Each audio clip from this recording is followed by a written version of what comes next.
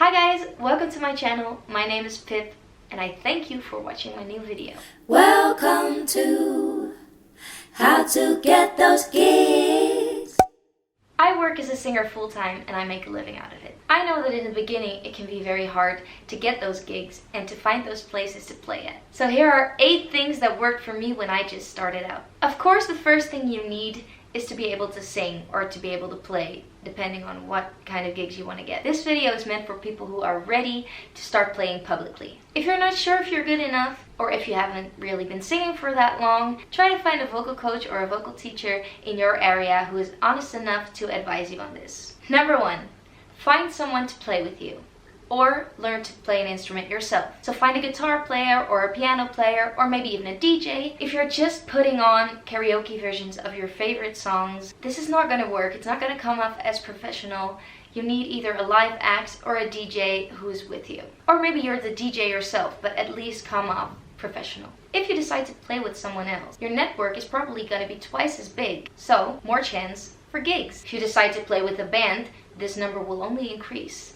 Most of my gigs right now are solo gigs, so just me and my guitar. But I also do lots of duo gigs, and I have an acoustic band right now and a full band. But in the beginning, I'd recommend you start with just one setting. Just focus on one thing, try to get that out there. If you start getting gigs with that, you can start building it up if you'd like to play in different settings. The second thing that's very important is a good website and a good promo video. I've put those together because they go hand in hand.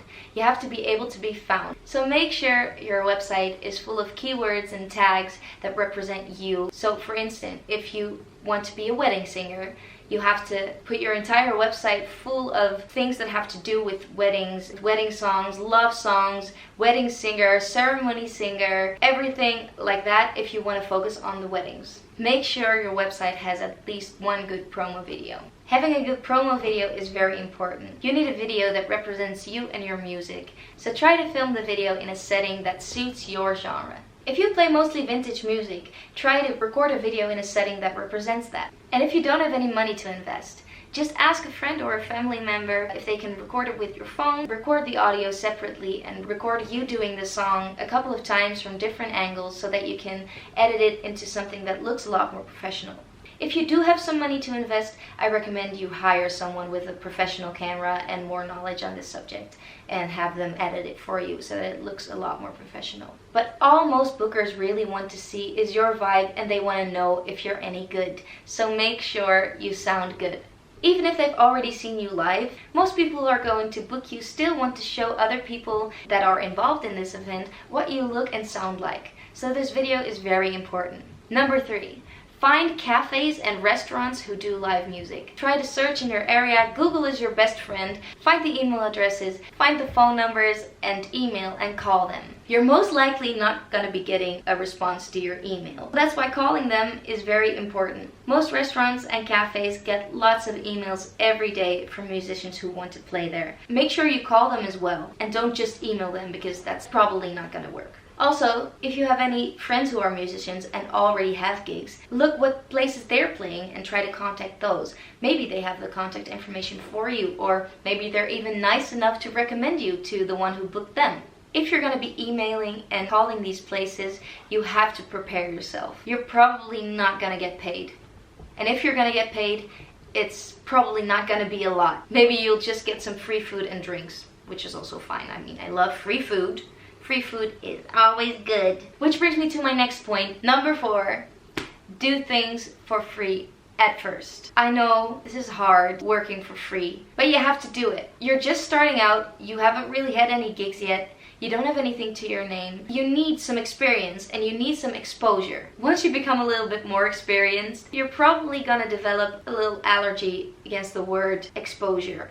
But in the beginning, you really need this. You need to look at this as an internship. You're working for free just because you need the experience. You're probably not doing the most amazing things yet, not the most amazing gigs, not the most amazing venues, but you need this. If you're doing an internship, you're getting the most shitty jobs in the beginning, probably. I don't know how that works, I've never been an intern. But from the things I've heard about internships, they're not always fun. They're most honestly not fun. In your first year, you're probably not going to be making a lot of money. I know I didn't. But if you put your best effort in at these gigs that don't really pay anything, the people who see you there don't know that you're not getting paid. So if they want to book you, they're probably just assuming that they have to pay you. So that's great. Also, try to find those local talent shows and open mic nights where you can meet other musicians who are in the same boat as you. Try to find things together or maybe collaborate. Those are also really important things. At these local talent shows and these open mic nights, you have a big chance of other people being there who could possibly book you. Number 5, play at weddings. You probably know someone who's getting married this year or next year. If they're a close friend or a family member, they probably won't mind if you play a little bit on their wedding. Try to offer and show them what you're made of. Once you got into that wedding, you're playing there for free, of course. When I just started out, I played at my coworker's wedding for free. He was my favorite coworker, so I just offered. I was like, would you like me to play at your wedding? And he was like, yeah, that would be actually really nice. So I did. And a year later, I played at one of their friends' wedding. And of course, I did not do that for free because they didn't know I was not getting paid for the other wedding. So they just assumed that they would have to pay me, which is great. A year later, I played for free at my cousin's wedding, which is family. So of course, I'm going to do it for free. And last year, I played at a wedding of one of their friends because they liked it so much. It's all about showing yourself and believing you're gonna get there. Because once you believe you're gonna get more gigs, I believe you're gonna get more gigs. Number 6, go busking. I know this might be a little bit terrifying, just playing on the streets for everybody to hear you and everybody's probably gonna be ignoring you. That's true.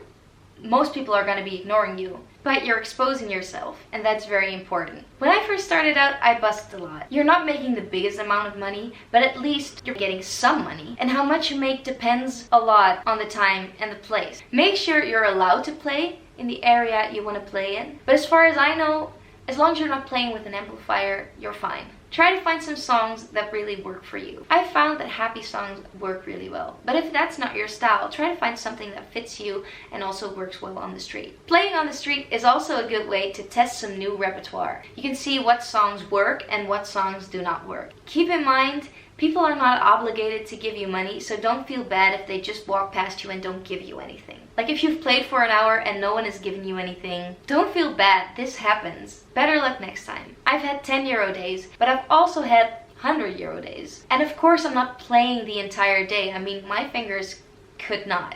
The most I've ever played on the street is like 1.5 to 2 hours.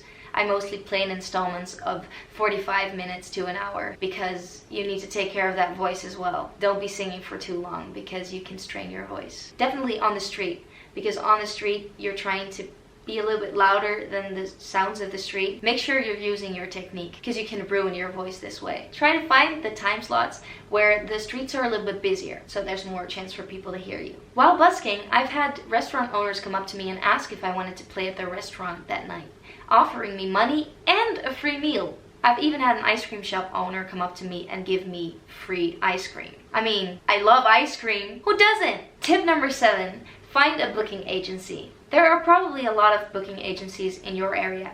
Google is your best friend. Try to find them and try to contact them. I'm not saying you should get in a contract with a booking agency or be exclusive with a booking agency because that doesn't work for me personally. Maybe it does for you. But I have several booking agencies I work with and all of them sometimes just give me gigs. With booking agencies, it's also very important that you have a good promo video, a website, all of the things above. Email them, call them, try to find out where they live and stalk them. No, please don't do that last thing. But try to get in contact with them and show them what you're all about, because if you're good, you'll get there. That brings me to my last tip and the very, very most important thing. Always bring your A game. I cannot stress this enough. Bring your A game every single gig. Even if you're just out on the street, nobody's paying attention to you, and you're just playing background music, always bring your A game. Don't let the number of gigs you have dictate your self-worth. Don't let it dictate how good you are. If you have only one gig, make sure that is your best one yet. Always do your best and bring it. I want to make people happy with my music, and I try to put that energy in every single gig. Don't feel down when people are not paying attention to you while you're playing. The best paid gigs for me are the ones where I play background music. In the Netherlands, we call this musical wallpaper. Like you're there and you're contributing to the vibe of this room, but people don't really notice you. But don't be fooled by the way that they just turn their backs on you and continue their own conversation, because they do know you are there. If you are screwing up, they're probably going to be hearing it. If you are doing the best you can, if you are putting your good vibes out, they are going to feel it. Try to stay positive, because if you keep on smiling, they will remember you as the smiling musician who brought a really good vibe to their event, and they're probably going to be booking you again. Or somebody else in the room will book you for something else. So these are my 8 tips for when you're just starting out as a singer and you want to get those gigs. Let me know if you have any questions here in the comments below. Like this video if this has helped you. Thank you so much for watching, and I'll see you next time. If you like this video, click the thumbs up. Let me show you many other videos you probably also like.